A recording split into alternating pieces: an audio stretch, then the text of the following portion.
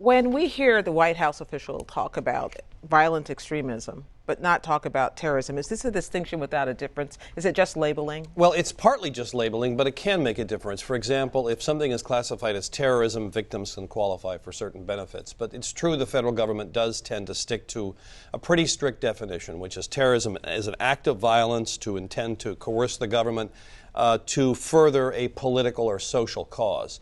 Now, for example, it may surprise some people that the Boston Marathon bombing is not considered terrorism because there are no terrorism charges filed in that case, even though President Obama 5 days later did call it an act of terror. As for the shootings last weekend in Kansas City, the suspect, Frazier Glenn Cross, he faces some state charges and some federal charges too, but they're described as hate crime charges. So this all may seem rather random. In a legal sense, describing it as terrorism doesn't really make any difference. It's how you charge it.